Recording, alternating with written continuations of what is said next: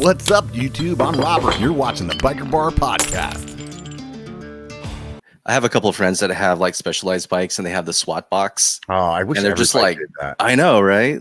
Like they're just so hooked on it, they just can't get another bike that doesn't have it. And I can see totally. I can totally understand. I don't even understand why the other bike companies aren't like, that was a good idea. Knowing Specialized is probably a patent there. Who knows?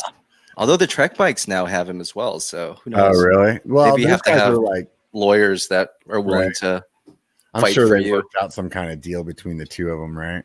Yeah. But it's just a hole in the frame. How can that be patented? Yeah. It's probably like the door or something like that, you know? Yeah. Like nobody else can come up with another door. They're like, I don't know how to do that, man. So right.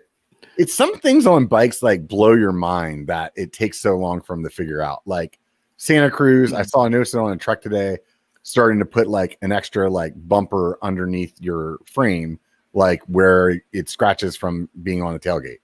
Oh yeah, Why did it take bike companies like friggin' 20 years to come up with that? Like everybody's bike has been scratched there, and they're like, oh, Yeah, I don't know. Maybe they just rely on like the third-party companies to make something. But does your Bronson have that? The new Bronson does. Yeah, it does. I think. Let me look at the 5010. No, I think this year's 5010 might have that there too, because they changed But yeah, I mean, it's like it's the little touches. Like you don't think you need that, but then when you have it, you're like, oh, that's pretty cool. Like, I don't know if I could live without that now. You know? Yeah, totally.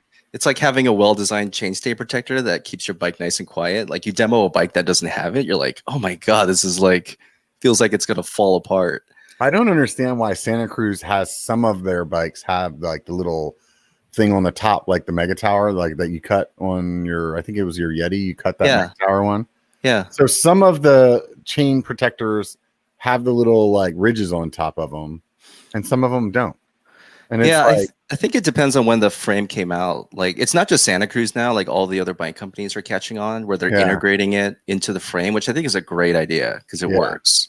And so that's one of the touches that like, if you're buying a bike in 2020 and it doesn't have that, it's kind of a letdown, right? It's like, oh, I gotta figure out a way to make it quiet myself. Or a bike in 2020 that has like noisy internal cable routing. It's like, come on, guys. Like other companies have figured this out. I shouldn't have to deal with this. If you like that, make sure you check out the full episode. And hey, do me a favor. Before you take off, hit the like and subscribe.